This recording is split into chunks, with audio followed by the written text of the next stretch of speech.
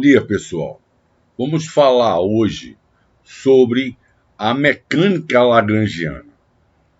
Qual é a ideia principal da mecânica lagrangiana? A ideia principal do formalismo lagrangiano é a seguinte, é que a natureza, a gente pode dizer assim, a natureza é preguiçosa. Claro que eu estou chamando que a natureza é preguiçosa, depois eu vou explicar melhor o que é que significa esse preguiçosa. Mas esse fato, certo, nos permite derivar as equações de movimentos corretas para qualquer sistema físico em consideração. Claro que nós sabemos que a mecânica, o nosso objetivo é obter as equações de movimento, né, corretas para qualquer sistema, né, mecânico, qualquer sistema em consideração. Para entender esse fato que a natureza é preguiçosa, vamos dar um exemplo, certo? Um exemplo que seja satisfatório, demonstre satisfatoriamente, né, que a natureza, bem essa preguiça que eu chamo da natureza. O exemplo é o seguinte: considere a luz viajando de um ponto A para B, certo? O que nós podemos perguntar fazer a seguinte pergunta: como a luz viaja entre esses dois pontos A e B? Bom, se a luz se propaga no vácuo, né, e eu quero saber como a luz viaja entre dois pontos A e B no vácuo, né, a gente pode fazer o seguinte: se for no vácuo, nós temos dois pontos, né? Um ponto, vou chamar aqui esse ponto de B, e tem um ponto A, outro ponto A aqui. E eu quero saber como é que a luz viaja do ponto A para o ponto B. Então ela viaja, é claro, vocês sabem que é em linha reta. Você vai ter uma linha reta aqui assim, certo? E a luz viaja nessa linha aí, nessa linha reta. Certamente, essa escolha desse caminho da luz é uma escolha econômica, né? Veja bem, um exemplo. A preguiça da natureza se torna ainda mais óbvia, quando A está no vácuo e B é algum meio, vamos dizer assim, que seja água. Então a gente tem a seguinte solução: você tem um meio, aqui é vamos supor assim, aqui eu tenho um meio, aqui vamos botar o vácuo, e aqui em cima, ou esse meio de cima, seja um meio, vamos supor, água, vamos supor. Então eu tenho um ponto A e tenho um ponto, vamos supor aqui, B. E a luz vem daqui, certo? Qual é o caminho que a luz faz para sair de A e chegar em B? Essa é a nossa pergunta. Então, em tal situação, a luz não viaja mais em uma linha reta simples. Em vez disso, seu caminho se parece mais ou menos com o seguinte. Veja bem, vai parecer mais ou menos da seguinte forma: a luz vem,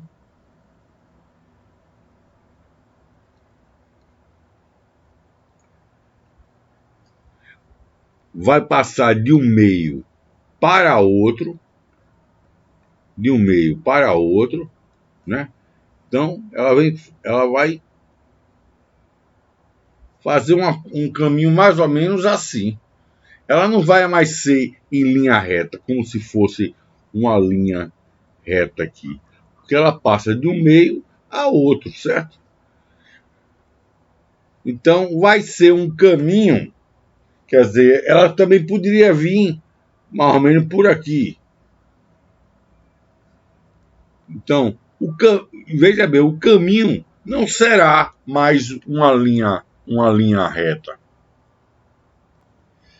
Para entender isso, você pode imaginar que você seja um salva-vida e vê alguém se afogando na água, no mar lá.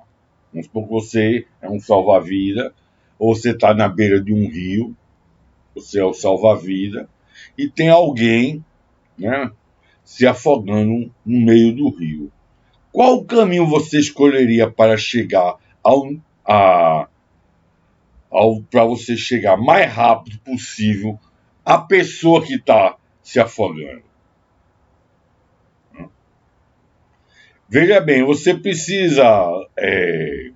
Um fator importante que você precisa levar em conta é que você é muito mais lento na água, né? Você é muito mais lento nadando do que correndo, né? Então, certamente o caminho reto não é o mais rápido, o caminho de uma reta. Mas, né, não será mais uma reta. Então você, né, tem que minimizar a distância em que você nada, também a distância que você também vai nadar, não, né? A escolha ideal para minimizar essa distância aqui não pode também ser a mínima, essa aqui, né? Pode ser, vai ser uma distância mais ou menos aqui.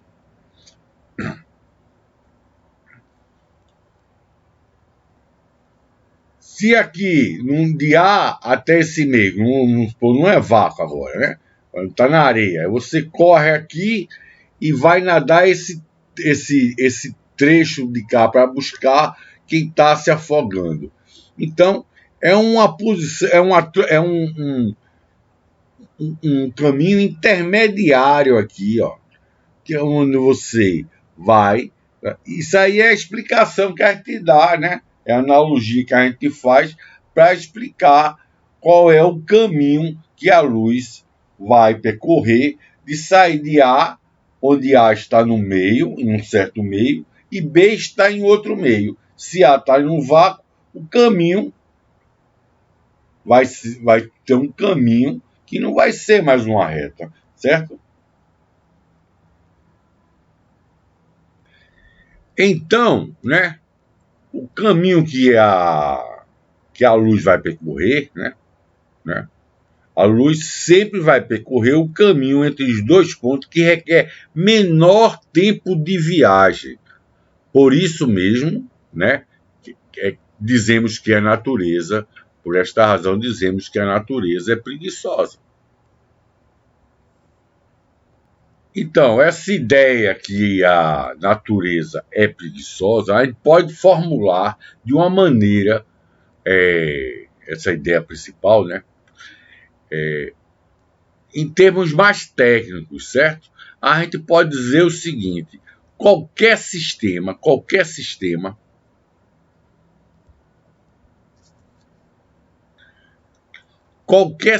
evolui de tal forma que a ação necessária é mínima, né?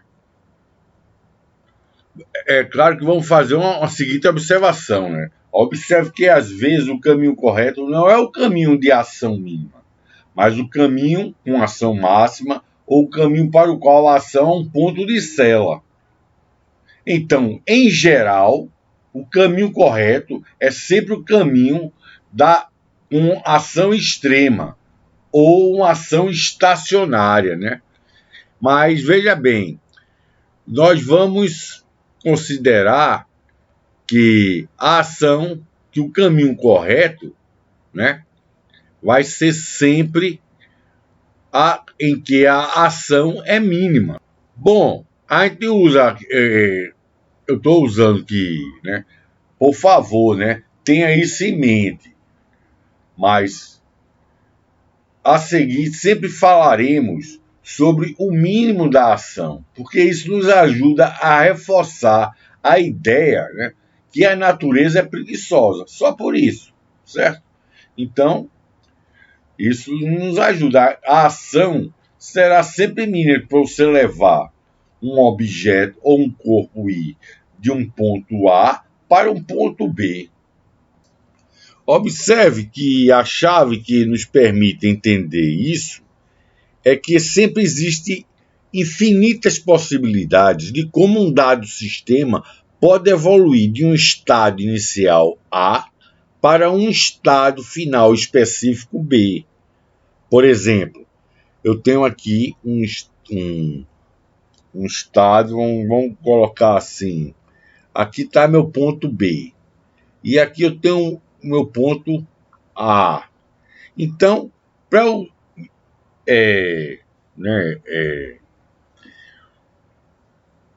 objeto, né, sair de A e chegar em B, existem infinitas possibilidades, né? Não vai ter só uma possibilidade, não. Existem infinitas possibilidades dele sair de A e ir para B.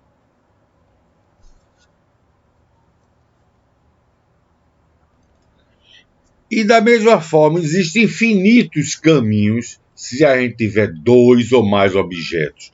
Por exemplo, se eu tiver os pontos iniciais, tiver um objeto aqui, o objeto está em A1, e tem outro objeto aqui que está em A2, a posição, né, a posição inicial dos dois objetos. Um está aqui.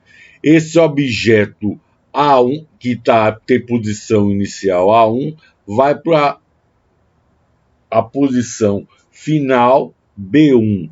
Então, existem infinitas possibilidades desse objeto, e daqui para cá, pode ser por aqui. Existem infinitas possibilidades. E o objeto 2 e uma posição inicial A2 para uma posição final B2, existem também infinitas possibilidades, né? Existem infinitas possibilidades.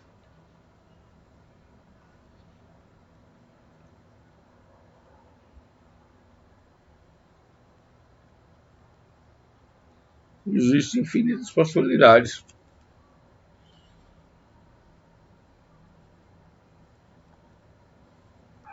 Então, veja bem, já que falar sobre muitos caminhos para as várias partículas se torna um pouco incômodo, né?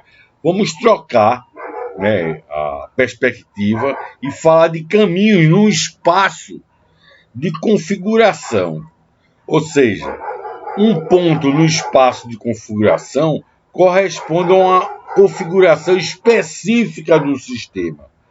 Portanto, um caminho no espaço de configuração entre dois pontos fixos, x e y, por exemplo, né, corresponde a uma possibilidade específica de como o nosso sistema evolui entre duas configurações fixas.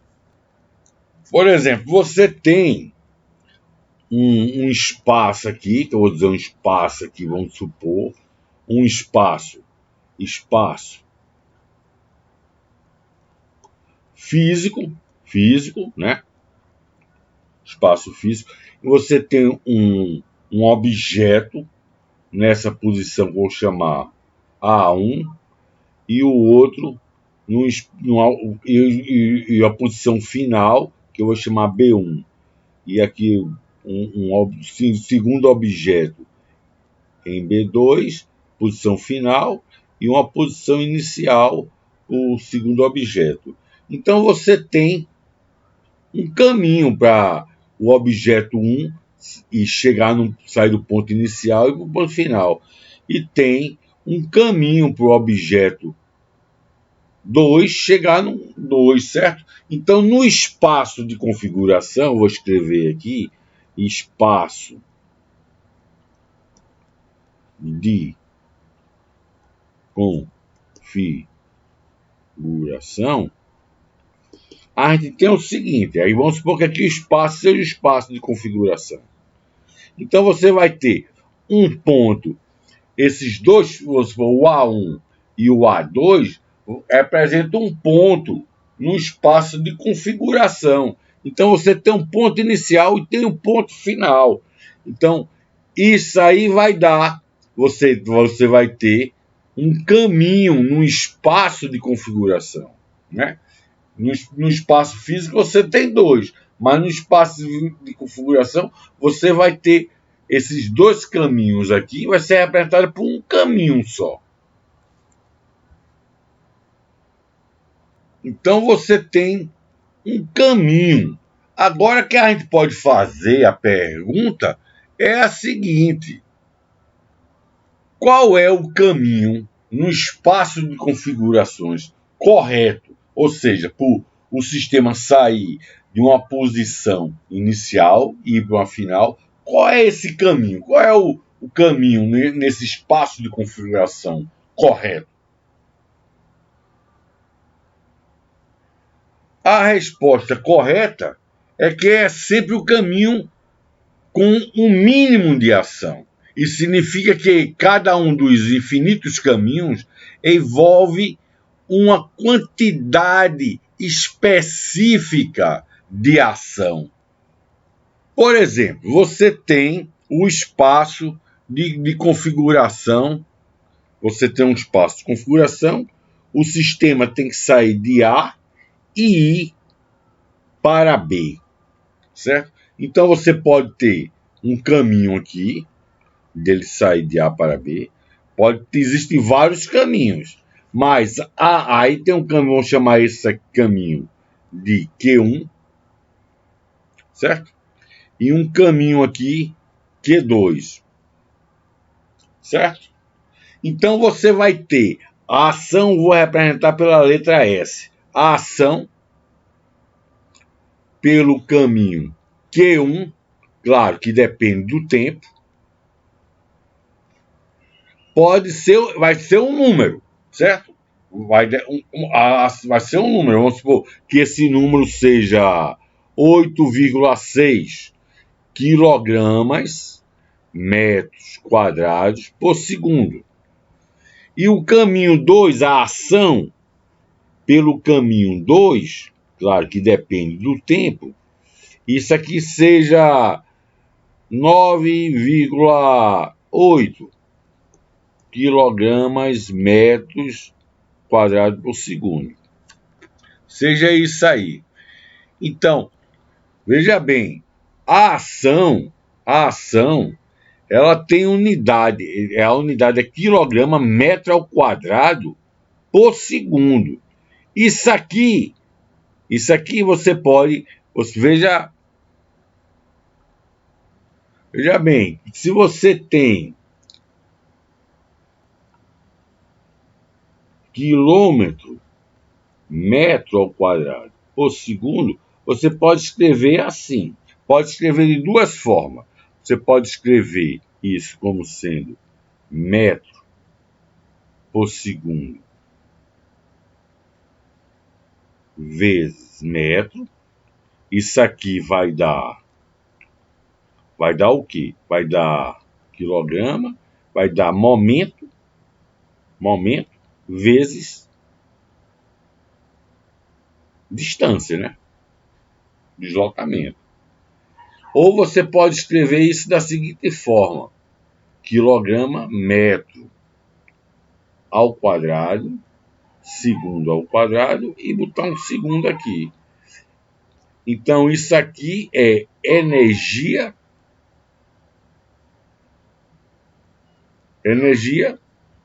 vezes intervalo de tempo. Isso aqui não está um delta X, aqui é um delta P. Então, A ação tem unidades, né, de momento vezes distância, ou você tem energia versus vezes tempo. Então, veja bem, para o caminho Q1, o S, a ação em Q1 de T, isso aqui vai ser 9 ou 8,6, por exemplo, quilograma, metro quadrado, segundo. Então, a ação aqui, nesse caso, nesse caminho, nesse segundo caminho, ele vai ser, por exemplo, 2, vai ser 9,8 quilogramas metro ao quadrado por segundo. Se tiver um terceiro caminho, por exemplo, nesse terceiro caminho, seja S de Q3 igual a 4,5 quilogramas metro quadrado por segundo. Então, qual é o que o sistema em consideração vai escolher? Qual é o caminho que ele vai escolher? Ele vai escolher o caminho de mínima ação. No caso, seria a ação pelo caminho 3, porque dá menor ação, dá a mínima ação, que eu coloquei ali como sendo 4,5 quilogramas metro ao quadrado segundo. Então, o sistema deve escolher o caminho de mínima ação. Então, é assim que funciona. A natureza prefere minimizar a ação e, portanto, escolhe o caminho com mínima ação. Antes de podermos usar essa ideia de minimação, precisamos responder a duas perguntas cruciais. A primeira é assim: como podemos calcular a ação? E a segunda é como podemos encontrar o caminho de mínima ação. Assim, então, portanto, quando a gente responder essas duas perguntas, certo? Estaremos prontos para enfrentar qualquer sistema, né, da mecânica clássica. É importante notar o seguinte, que a lógica aqui é que o princípio da mínima ação nos permite entender como o sistema evolui entre qualquer configuração inicial e final fixa, certo? Mas essa configuração inicial, esse ponto inicial e esse ponto final pode ser arbitrário, certo? Né? O sistema vai escolher um caminho, um espaço de configuração em que a ação é mínima. Então, certo? Você vai ter como podemos calcular a ação. A ação, vou colocar assim, a ação, ela vai ter um caminho, certo? Para cada caminho, a ação dá um certo número, certo? Certo? Um número com a unidade, é óbvio. Então, essa ação, dada através de um caminho, ela vai ser dada para o seguinte: uma integral do tempo inicial, da configuração inicial, que gasta para ir para a configuração final, e eu vou pegar a lagrangiana, multiplicar pelo tempo, certo? Mas a lagrangiana, ela é dada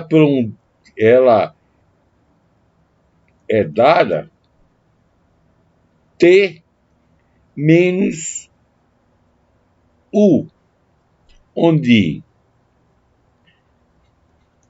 esse T é a energia cinética do sistema em consideração. E o U é a energia potencial, certo? Então, a ação vai ter um certo valor, certo? Por definição, a ação será dada por isso aí. Claro que se a gente for trabalhar com teoria quântica de campos, né? A gente tem que minimizar também a ação, mas claro, a ação será definida de outra forma, né? É uma ação diferente. Mas na mecânica clássica, a ação é dada por isso aí. A ação, posso escrever assim, a ação é igual a L dt, tempo inicial, tempo final. Isso aqui nós podemos escrever da seguinte forma, onde esse T menos U é chamado a lagrangiana do sistema. Isso aqui é o lagrangiano,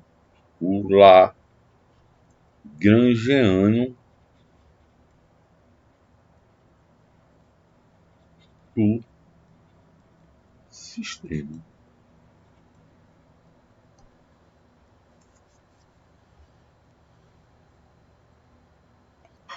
Então a gente pode fazer o seguinte, deixa eu pegar aqui,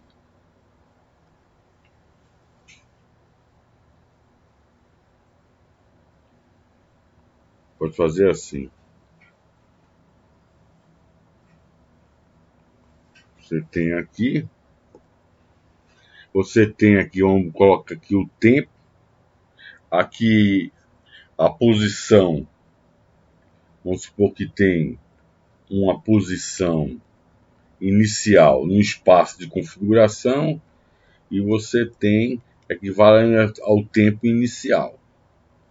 Então você tem esse ponto aqui inicial, fixo, e você tem aqui, vamos supor, a posição final no espaço de configuração e você tem um ponto final que eu vou chamar T final. E tem um outro ponto aqui. Então você, nesse espaço de configurações aí, você vai ter vários caminhos para sair de um ponto ao outro, certo? Para cada caminho desse, a ação assumirá um certo valor, um certo número. Claro, o princípio da minimação nos diz que o caminho que o sistema vai escolher é o caminho de mínima ação, ou seja, onde o valor da ação seja mínimo, o valor da ação seja mínimo.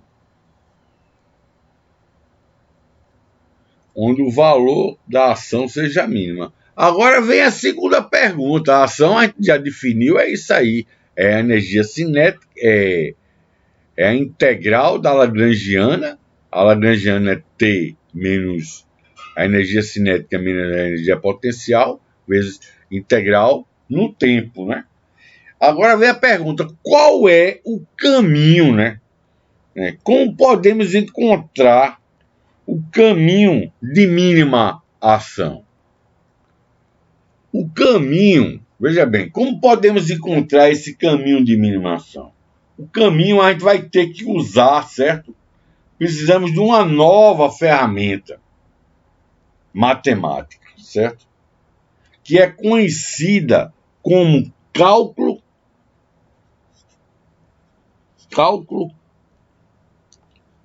variacional. A gente precisa dessa ferramenta matemática, usar o cálculo variacional para encontrar esse caminho de mínima ação, onde a ação dá um valor mínimo, né? Então, isso aí vai ser objeto, né, das próximas aulas. A gente vai ter que usar o cálculo variacional. Então, a aula de hoje foi isso.